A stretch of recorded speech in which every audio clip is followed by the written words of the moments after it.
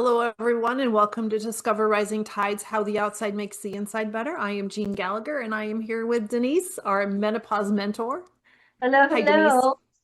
How are you? Good, how are you? Good. Snowing. Yeah, it's fantastic. It's Minnesota. It's supposed to be snowing. But it It was wasn't it like 52 50 degrees degrees the other here. day? It was 52 degrees yesterday. So Yeah, I guess we are still in winter. right, exactly. So, what are we talking about today? Today I am here to poo-poo your morning routine. Ah, In general, that's what I'm here to do. Not that it's a or bad thing. If you have something that works for you, great, Mhm. right? But what I find is we're looking for like the perfect routine, right? And it becomes kind of and I say this because I have been this person. I get up in the morning and I have to meditate for 30 minutes and then I have to do my journal, write in my journal. What are the three things that I'm grateful for? And what do I want to show up for today? And, I got to get my workout in at 7:30, not 7:35. It's got to be at 7:30. But if I wake up at 7, that's a little rough, right? But Mhm. then I don't forget, I got to do my stretching and my yoga. And if I got all that done, noon, Right, right? So then I'm feeling I'm behind all day long, right? Mhm. So instead of making me feel empowered, now could I do this on a Saturday? Absolutely. Sunday, probably. Um, but instead of feeling empowered and excited, um, like I said, I was starting to feel like I was behind even before the day starts. And I think as midlife women, midlife and beyond, right, we're always kind of feel like that, Mhm. right? There's always something that we should be doing, right? And then we feel guilty if we miss a piece of it. And to be honest, with all of doing all of that stuff, I was exhausted before breakfast because if you notice, there was no eat breakfast in that list. So that was Right, kind of an afterthought, which I know better. right. And I So think they think that the other piece too, it's not just that yes, you're missing some things, or yes, it feels like it's already noon and you're feeling behind. There's this emotional attachment that we have, and I'm more probably speaking for myself, of if you don't do it, you failed. I think you are not alone on that one, my Right. friend, because I know I feel like that. I have felt like that so many times in my life. And about things that really don't matter. I mean, nobody is going to die if I don't do my 30-minute meditation, which to be quite honest, you know, 30 minutes was kind of pushing it for me, even when I was doing it, Hmm. Right. right? And Or the thing is that or the other piece is if I don't continue to do this, I'm going to lose the habit and then I won't do it at all. It's like it's this all or nothing attitude mhm. and asking for a friend. Right. And it starts to, we start to fall into that, perfectionism challenge, which is easy to do for women. Hmm. We've always been expected to do certain things. We know we hold certain roles. Um, but we can also, I think, in this stage in life, we can also challenge those roles and be in control of them, right? So with these morning routines, they were meant to actually create space and create peace, but they're actually bringing us more pressure and stress. And that's where the perfectionism is kicking in. Oh, Hmm. and not only that, and I'm a big list person. I'd like to be able to check things off. Hmm. I'm trying to recover from that. Or Under yeah. So what's the solution? How do we Oh, for people that are watching Zoom, the camera keeps zooming in and zooming out, and I apologize. So whatever. But deal with it. I'm having issues dealing with it too. So is that perfection piece, I Zoom just has guess. a mind of its own lately. Oh my word. Upgrades, upgrades. Anywho, So how do we find that happy coexistence between these are the things that we need to do, or these are the things that I need to do that make me feel better versus these are the things that I have to do because I have to do them. Right. So in midlife and beyond, right, we're still balancing careers, families, aging parents, relationships, our Mhm. continually changing body, right? Our sleep is messed up in during periods. Our energy, it could change. Like I'm one of these people. I have energy between 7:30 and about 3. At about 3 o'clock, I kind of need to start shutting it down because it just doesn't work, right? Hormonal shifts, all of these things we're experiencing. And these are things we experience for the rest of our lives. Like, Mhm. everything in life is cyclical. So what we really are looking for, we're looking for these, give it a name. I don't want to say tasks, because that makes it think like it's something we have to do. Um, but let's call them mini events that make us feel like we have space rather than suffocating, right? So what I like to think of, instead of that strict routine, choosing from like a very flexible menu. And I heard a podcast recently where a woman was talking about this, Lynn Wadsworth, and her take on it was a little bit different than mine, but I love the concept of this flexible menu. It's not a checklist, it's not about perfection, but it's picking one nourishing choice to begin the day with intention. So with these routines that we were just talking about, it kind of can feel like you're running a marathon, right? But these nourishing choices actually kind of help us just kind of skip out the door because we don't have a lot of expectations. So, what could they be? Simple things. Before you get out of bed, take 5 slow, deep breaths, right? Rather than, okay, you wake up and hit the ground running. I've been known to do that. Those are not great days for me, Mhm. right? Been there, done that. Let's not continue that. So, again, one of the things that I enjoy doing is saying out loud 3 things that I'm grateful for.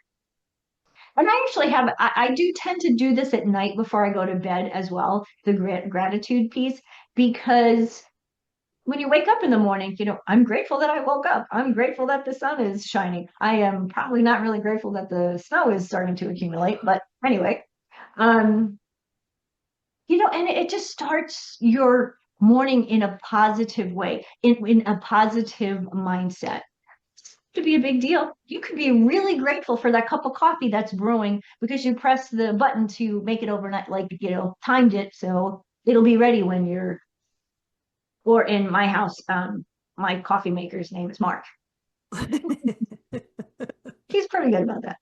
Right. Simple things, um, one of the things I always like to do is like, thank you for this day. Thank you for this breath.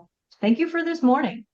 Like, those are 3 things really quickly that I'm grateful for, that I just thank God, universe, divine for. How long did that take me? Mhm. Less than 10 seconds? Mhm. When we do this in the morning and we start our day with this, not just the mindset, but the calming of our nervous system, right? Nervous system and stress is such a challenge with us in this day and age.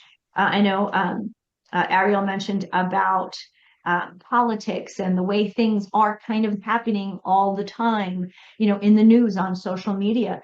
And we may not realize it, especially if we try to avoid some of it or at least limit it, it's still affecting us and are Mhm. affecting our nervous system.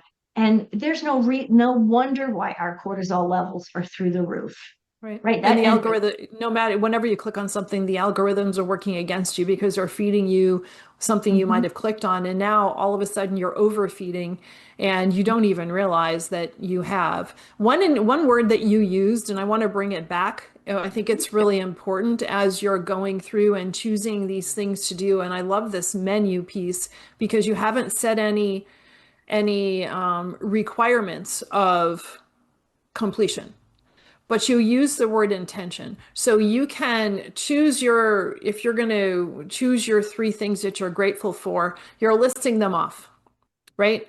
Or, or you're thoughtfully listing them. I found I was doing affirmations for quite a while and it was really productive. But at some point in time, it became, like you already mentioned, list driven. And so there was less intention behind the words that were created originally to do something. Absolutely. I have a friend here locally who had been working with a coach, was working with a business coach, and he had an affirmation that was like a paragraph. And Hmm. he could rattle it off. If you asked him Hmm. about his affirmation, he would say, I'm Dr. Fred Flintstone and blah, blah, blah, blah, blah. This is what I do. This is who I am. I'm great. I'm wonderful. Blah, blah, blah, blah, blah. And he would go on for like a minute and a half. And I was like, after a while, I don't think he just, it was memorized. So it was just something he said. Hmm. It kind of Right. took the meaning away from it. Yeah. That's that Yeah. intention piece. Hmm. The internalizing of the message. It wasn't coming from inside, it was coming from outside. Yes, absolutely. Absolutely. There we go. Outside incident. Um, Yeah. couple But of things. making this, let's talk about the menu piece. So making a list of the things that would be great to add to your morning routine. And then when you're waking up in the morning and when you're getting up, here are the couple that I'm going to choose to do today. Right. Morning menu, not morning routine. Hmm. Right. Right. So a couple of other things. If you actually have to wait for your coffee or tea to brew, this is a good time to stretch. I do that. I'll do some push-ups against the counter. I've got to wait for it to boil, the water to boil, right? And so that gives me time. Um, the nice thing is I don't need to change my clothes. I can do that in my PJs. I don't need a mat. I don't just, it's just movement. Now that instead of picking up the phone, which is always Hmm. right Right. there and starting to scroll, because that is going to kind of like break the spell, so to speak. Hmm. Um, one of the things I think is important, well, two things that I think is important. Um, Morning sun in your eyes, no glasses, Hmm. because if yours are like mine, as soon as I go out, they get dark. Just take a minute to walk to the door, walk to the window. If the weather's nice and it's not snowing, walk outside and get sun in your face, in your eyes. One, it wakes you up, it's stimulating in a very gentle way, but a very refreshing way. It works with our circadian rhythm. There's a Hmm. science piece, right? Um, and if you have the time, go for a walk. I mean, it doesn't have to be long. Go for a 5 minute walk. Do this when the weather's nice. I'll walk up and down my deck. It's just, I'm still waiting for the coffee to brew, Right. right? Or Yeah. the tea. It's usually the tea that's brewing. Um, Once the tea or the coffee is ready, this one I think is for me is essential. And it's the one that Mark always messes up. I just want to sit for 5 minutes and drink my coffee in peace and in silence. And maybe it's in reflection. Um, Most of the time, it's just trying to just sit without having to talk, without having to think, without scrolling social media. Just holding that nice warm cup of coffee or tea and experiencing it. I mean, how long does it take before it starts to get cold? 5, 6 minutes? What a beautiful way to start the day. And you're going to drink your coffee anyway. So those are two things that I do on a regular basis. Like I said, unless it's Marcus, when he decides he wants to chat, because then I just kind of look at him like, coffee, I'll be right there. And he knows now that it's just a part of my morning. Um, and it's about being present. It's about starting the morning with a positive mindset. And it really is about calming our nervous system. A structured routine does not do that. I like that. Morning menu. Wonderful. Denise, thank you. Thanks so much. Absolutely. Thank you so much, Jean. Hello, everyone. This is Jeanne Gallagher, Discover Rising Tides, and I want to just take a moment to talk about my friend, Denise Stegall. I am honored to call her as a friend, and I'm so grateful that she gives us her insight during our shows, each show, and talks about healthy living, eating real food. You hear Denise say, eat real food a lot. Well, she means it, and she knows what she's talking about. She is an amazing healthy living coach, curator at Living Healthy List. And if you ever have any questions about what is real food, why does it matter, how does that apply to me, how do I change, what do I need to do, how do I even create a healthy living shopping list, make sure that you call her. She is your healthy living coach, and you can find her at healthylivinglist.com. Hello, everyone, and welcome to Discover Rising Tides, How the Outside Makes the Inside Better. My name is Jeanne Gallagher, and thank you so much for being here. If you are listening to us on any of your favorite podcast platforms and you'd like to see our happy faces, swing on over to YouTube, like and subscribe. We'll be over there waiting for you. And I'm excited to introduce to you our guest today, Ariel Griglin. Hi, Ariel. How are you? Hi, Jean. I gotta say, I don't think I knew your tagline, how the outside makes the inside better. And for my world, I like that. Thank you. It does. And for my world, that actually makes me not be cranky. I'm thinking outside body makes the Oh, inside right. better.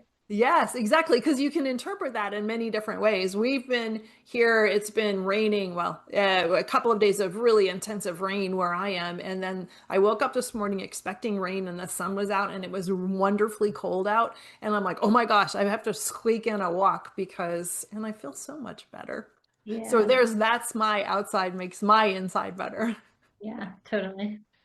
So Ariel, thank you so much for being here. And before we dive in, give us a little bit of your background and then we'll get started. My background, I know we've had private conversations about We this. have. There's the short answer, there's the long answer. You can choose whichever one you want. The in-between answer is that I have been in the world of personal training for 13 years. Hmm. And when I first got into this, I was competitive bodybuilding and I was training all of my clients exactly the way that I would train to prepare for bodybuilding shows. And in 2018, 2017 into 18, my whole world blew up, death and destruction. And that shifted not only my personal life, but my career quite a bit. So since then, I've really been working primarily with women in reversing chronic conditions, weight loss resistance, metabolic disorders. And as you and I have also discussed, I'm at another pivot point in leading more of women's retreats. Yes, we're definitely going to talk about that as well.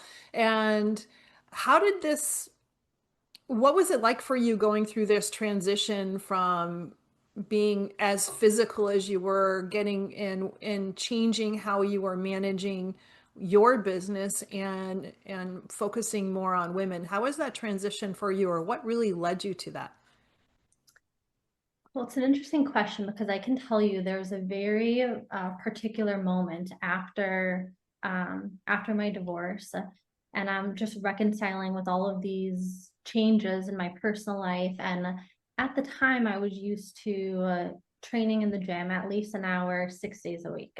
Hmm. And very much of the mentality, if I'm not doing 6 days a week, an hour a day, I'm going to lose all of my gains. Hmm. But I had just gone through this spiritual awakening that was founded on surrender. Mm. And I had immense emotional peace and inner healing from internal surrender to certain beliefs and ideologies, and allowing the process and the way that my life was unfolding. So it was an interesting moment when I realized but surrender, or I might also describe it as non-resistance, mentally and emotionally. But then there was a moment that I realized I need to go get my workout in today, but that's resistance training. And Oh, I've just realized the power of non-resistance. And so it was a weird moment. And I knew that the answer wasn't to totally back off of resistance training, but it was a bit of the pendulum swing until finding center again. that's an interesting correlation that that I don't know that I might have connected, but the word connects. And when you think about it, the concept connects as well. Mm-hmm. So I guess I would say after that pendulum swing and coming back into center, what I realized is there's healthy resistance and non-healthy resistance. And what was your line? How the outside makes the inside better. Resistance on the outside with my physical body going to at the gym makes the inside better, so I can embody non-resistance in relationships and client interactions and the ways that matter. Oh, that's really interesting.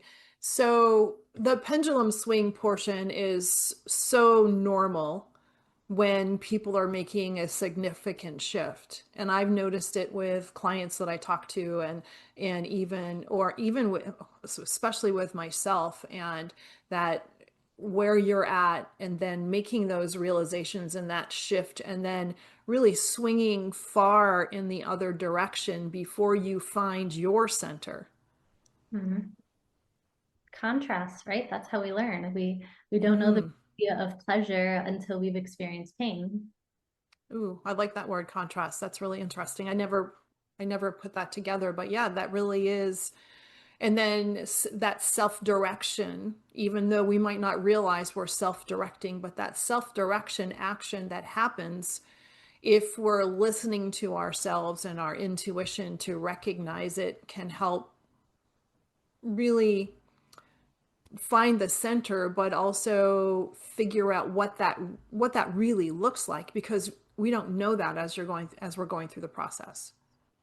Yeah, there's an image. I wish I could show you all on the screen right now. Maybe later we could find a way to pull that up, but it's the medical insignia, the caduceus, with the two snakes wrapping around the rod, and then usually there's wings at the top. You know the image I'm referring to. That's the perfect visual representation of this idea of contrast. And there's two different snakes wrapping around this pole that can show pain and pleasure, or good and bad, or resistance and non-resistance. And when we ascend or evolve in our human experience, when we're flying in our highest nature, we see those wings and we're able to bring healing to the body. Interesting. And so you went through this process and you found your center. How are things different? What changed for you? That's a loaded question. Yeah, right.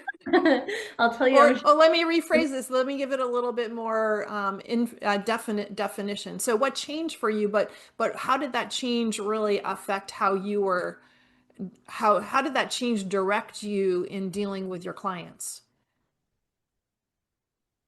Yeah, it changed every single thing about the way I view the world, about the way I think, the way I interact with everyone. Every single thing about my life changed from that moment. In terms of how it changed with my clients, I shared that I went from a very mechanical way of viewing the body and just, kind of moving the arm like a lever and understanding how the muscles work, to realizing there's much more than just this muscular system that we can touch and see. And there's a deeper interconnectedness. And so that allowed me to work with clients. The program I work with, we are addressing their brain, their immune system, their gut, their mind, their spirit, their cell. We're bringing harmony into all of those areas. How does that work? Let's talk about that. Let's dive into that. Well, it's a program that my now partner developed called the Metabolic Reboot.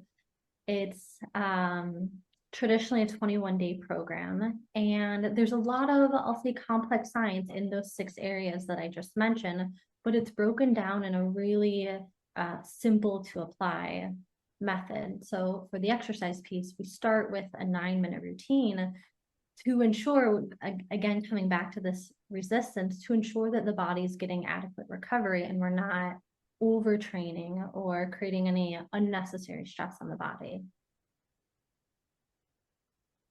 I can understand that. I'm good at the overtraining, stress in the body piece, as Yeah. I'm rebuilding right now after surgery. And I think it's one of the most frustrating, but hopefully enlightening processes that I've been through, because this is number 2. Yeah. One of the word that was coming up to me when you were talking, I'm kind of jumping around, so I apologize to absolutely everybody out there, but my brain is jumping around too, because one of the when you were talking before, one of the words that came up to me was habits.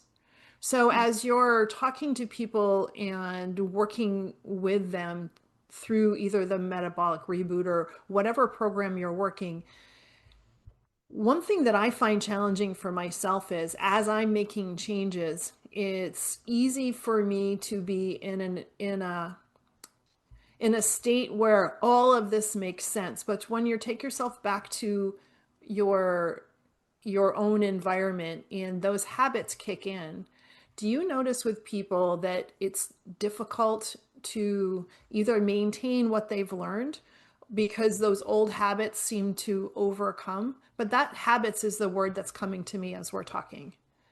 Yeah, I'm glad you asked that. And that gives me kind of a step in to dive in further to those 6 areas that I mentioned. Mm-hmm.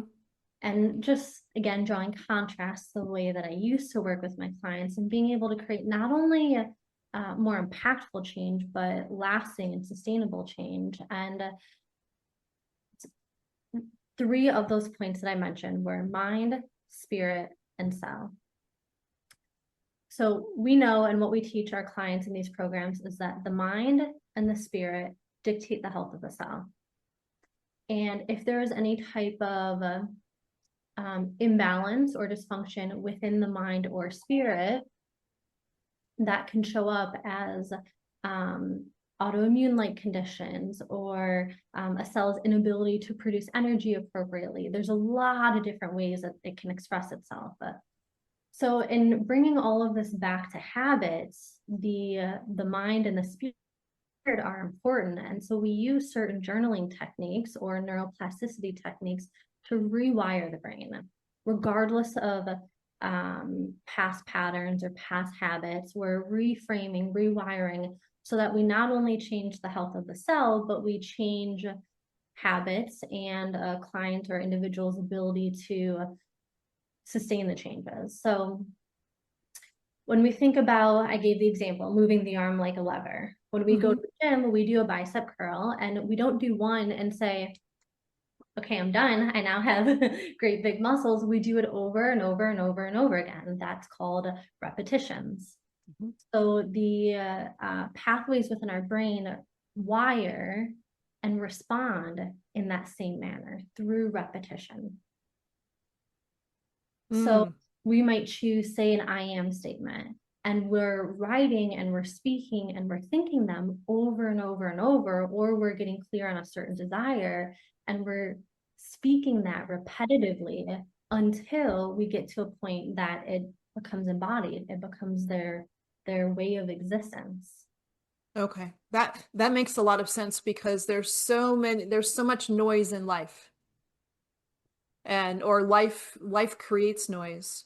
And when you're quiet and you're in a state of self, and in that, whether you're journaling or whatever you're doing, you're in that controlled environment, and it's easy to block out the noise. But once you step out of that comfort zone or that area, and it's like opening a door, well, opening a soundproof door. So you're in a room and it's soundproof and everything is controllable and quiet, and you can maintain your thoughts and your actions, and everything is just very controlled.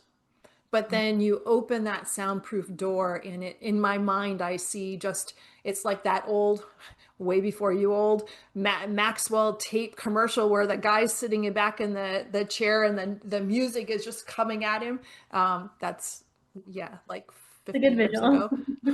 It's a great commercial because it was like 50 years ago, if not more. But anyways, back when there were these things called cassette tapes. Anywho, um, but opening that soundproof door, right? And then life is just screaming at us, whether it's work or personal relationships, money, whatever that happens to be. And I can see how making that strong foundation of self is so important. And very often when I'm working with women that are dealing with whether it's a thyroid issue, a blood sugar issue, high cholesterol, or just weight loss resistance in general, difficulty losing weight, society has led them to believe that they have to work harder to get the result. They have to keep pushing harder. They have to keep just putting in that hard work. And it's a total flip when we do our work together to realize, well, sometimes physically the body needs more rest and recovery with appropriate movement, but the hard work that push harder is up here. So your example, when you're sitting in that room, it's very easy when it's quiet or you've got meditation music on and no one's around. But as soon as that door opens and all that noise comes in, that's when you've got to call on all of that strength. That's when I run to my journal and I'm, writing myself over and over and over again to keep my mind strong. Can we talk about journaling for just a second? This is Yeah. like a super selfish conversation because I incredibly suck at journaling, and I tell my clients they should journal, and I also tell them that I'm really not good at it. So there's like a full disclosure. It's not do as I say, not as I do kind of thing. Well, kind of maybe, but as there's a disclosure happening. So journaling is super powerful.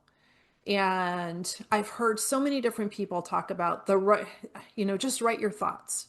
But there doesn't seem to be any, there's not a lot of what you're talking about, which I think is more powerful, that repetition piece. So it's interesting that you said I'm not a good journaler, because when I first started working with the metabolic reboot and guiding my clients through it, that was the piece that was easily pushed aside.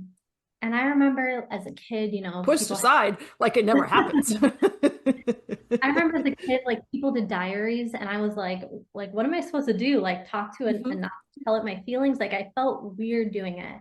So I want to start by saying that journaling never came natural to me. Never, ever, ever. So that's piece one. Piece two, when it comes to sitting down with pen and paper, yes, there is something really powerful between taking something from the brain, bringing it out into our hand, writing it on paper, reading it back. There's a loop that's taking place, and our brain is not only giving it, but it's receiving it. And there's a lot of different ways we can journal. Sometimes people will sit down and just use it as a cathartic release. And they vomit on paper, and then when they're done, they feel better, they got it out. What I mentioned in the metabolic reboot, although that has a value, we're generally using it in a more formatted approach to rewire, to redirect the brain in a certain way. So to give you more specifics, you said I'm not a good journaler. And well, there's a message to myself already because I'm telling myself I'm not good at it. I get that part.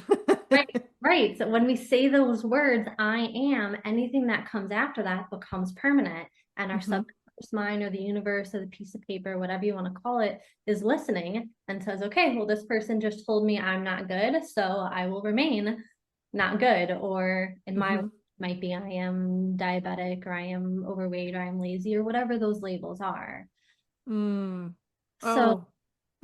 Yeah. That's a really good starting point, is just recognizing what are those beliefs, what is the dialogue that we hold, and giving it a try without condition, without judgment, just letting yourself play with it. Oh, that's interesting. So in the I am statements have always been to me more, I don't know what the right word is, yogic maybe, versus what you just said. And it's hard to apply that yogic thought process to the I am statement for me, to life. Right? There seems to be a disconnect between whatever that happens, whatever that is or I can't find it. Sometimes I can't find that I am statement. Okay, so let me guide you through something. This is what I would do with a client. We recognize I am not good at journaling is something that can limit you. But right now, if you were to say, I am a great journaler, how does that feel? It could be, I can see it how it can be enlightening. But it also doesn't quite feel true in this moment. No, but one thing that did feel true when you were saying that before, when you were mentioning what I am diabetic, etc., what you just said, the thing that came to me is what I should be writing is I am rebuilding.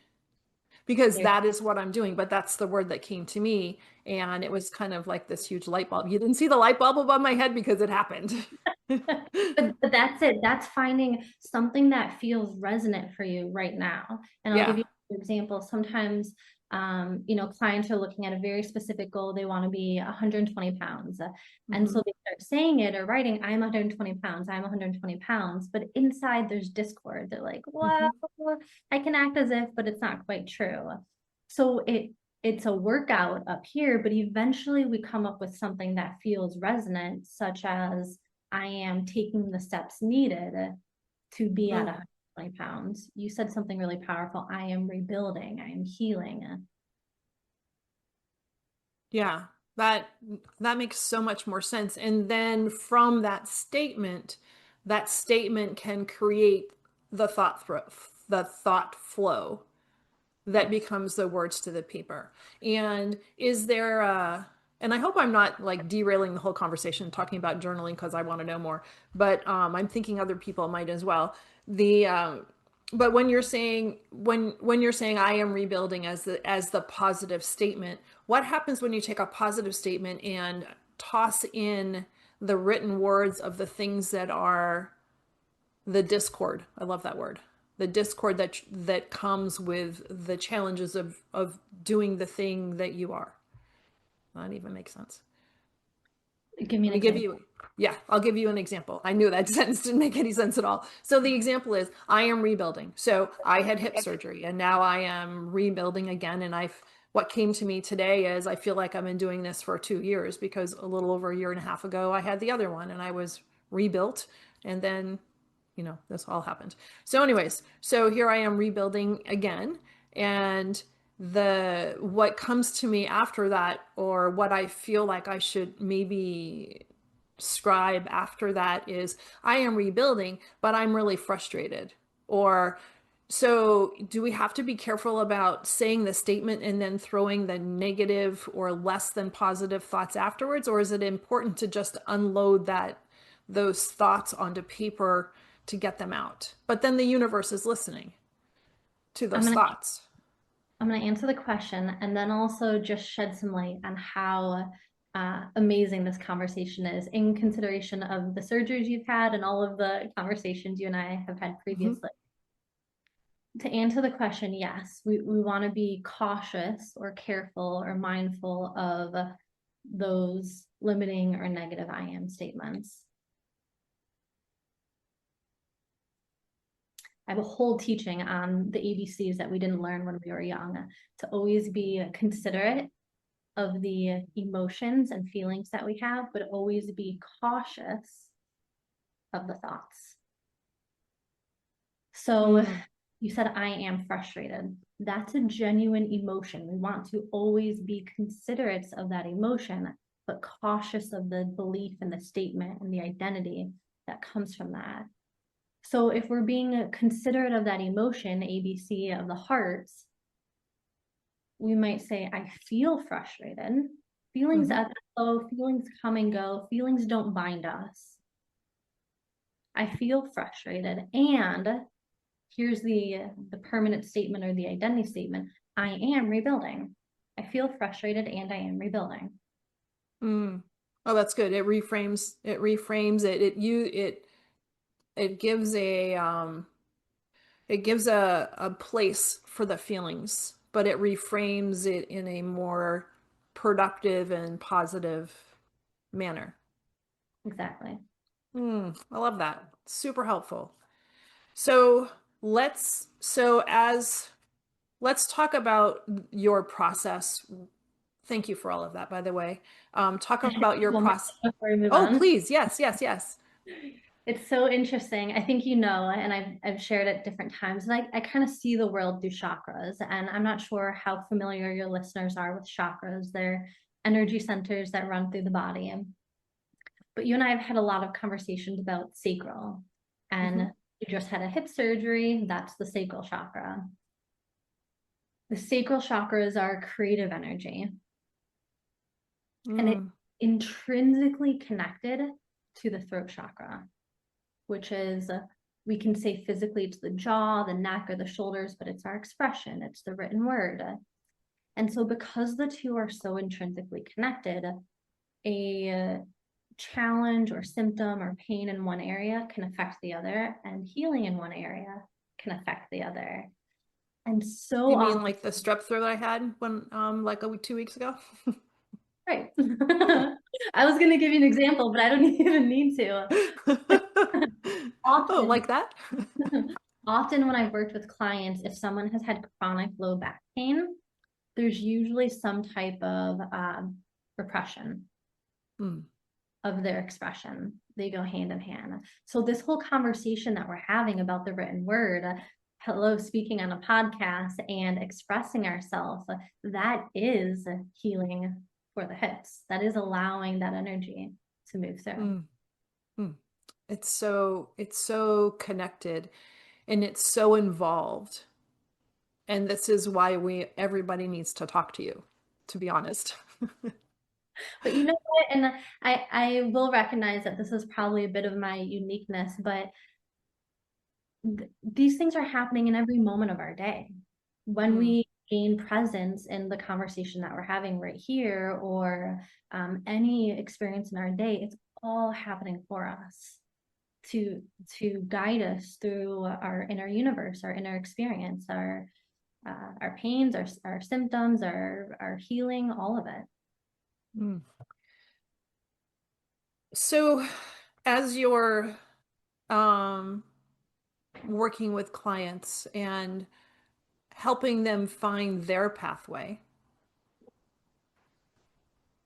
what's that process? So with the metabolic reboot, it is a one-on-one experience. They're guided through a very structured program over 21 days. They're really learning. It's based on 42 principles. So these are, I say it's like a Bible of the body. These are truths that will exist always and forever. So they're learning these truths about the body. I'm guiding them through changes with their food, with their mindset, with their movements. But I mentioned I'm going through a shift yet again, and these women's retreats that I've been holding are very much related to this energy of throat and sacral, this creative expression. And you know, there's a lot going on in our world right now. There's a lot of upheaval, and simply put, I can say it's a major transformative time. Transformation is the hip, it's that sacral chakra. So I've been guided to bring women together specifically for this purpose of evolving our creative expression. So let's break down the retreat or what that brings. But before we do that, that's my intention, but I need to stop for just a second. And evolving, you just said something and I missed evolving the creative expression. Thank you. Can you expand on that a little bit? Well, there's a lot of ways that I can point to this and give examples of this. If we look to the global stage or our political world, truth is highly sought after right now. And there's robots and AI galore. Nobody knows if they can use the media. So truth, again, coming back to this expression center of the throat, is up close right in front of our face right now. Mm. So as we're going through this transformation, I said creative expression, it's kind of a birthing, if you will, of truth. And to get to the truth, we've got to sort through all the mess and the muck of it. If we take that more specifically to women, for centuries and centuries, women's voices have been repressed. Mm-hmm. And one way that I see that show up physically, you mentioned a few weeks ago, would you say mono or strep throat that you had? Strep throat, yeah. A majority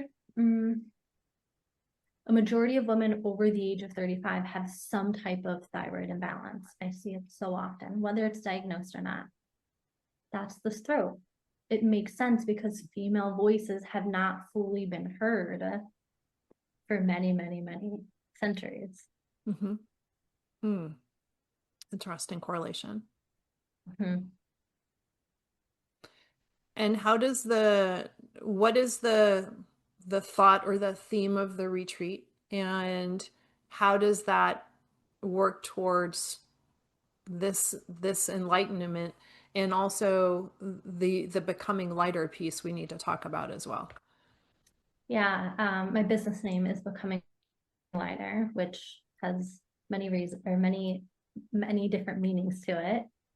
We step on the scale, we might see that we're lighter in that regard. We might realize that we're lighter in the hearts. So these retreats are meant to be a very immersive experience of becoming lighter. So I've really created an environment for the women that sheds any, I could say, heaviness or toxicity. So the foods that they're eating are pure natural foods. They're leaving all toiletries and fragrances and products at home. I provide very clean products in that regard.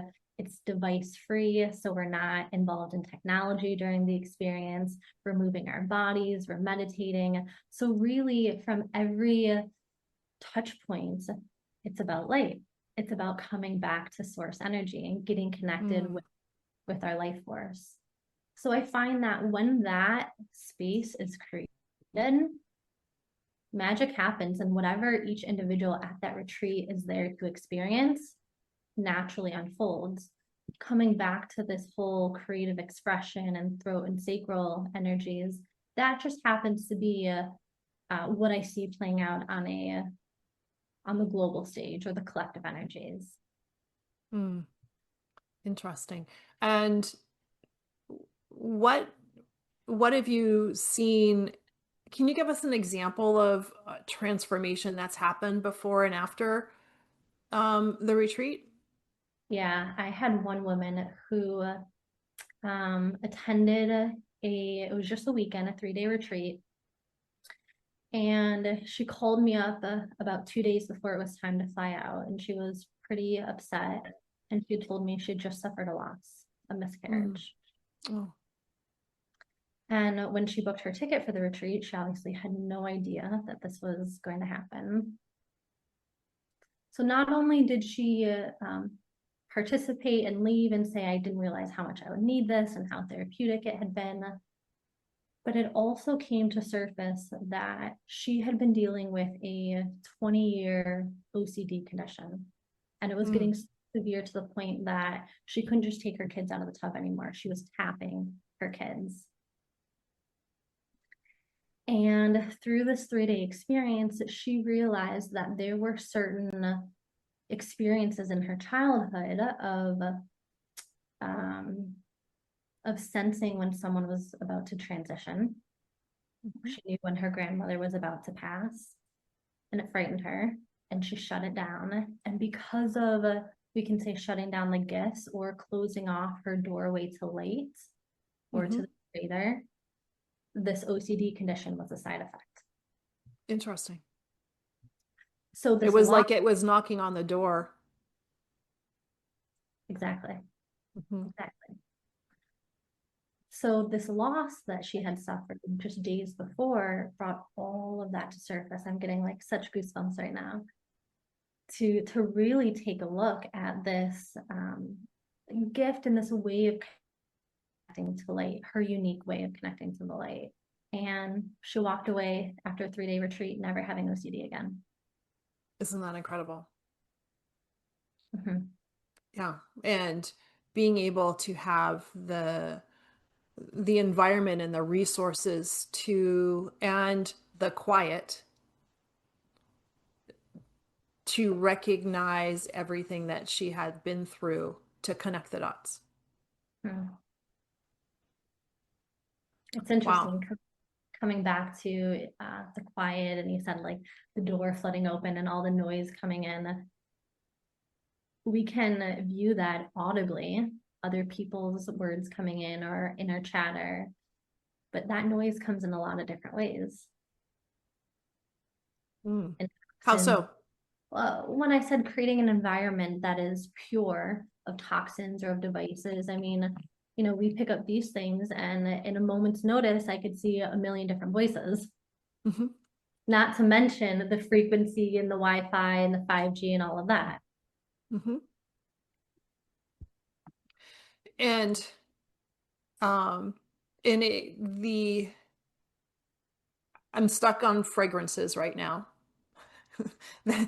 That's very noticeable to me. And especially I was out on the trail on Sunday, and this happens all the time. And it's amazing as people pass you going in the other direction, there's this cloud of smell that happens. And that's just the air that's passing by me that they've emitted, if you will.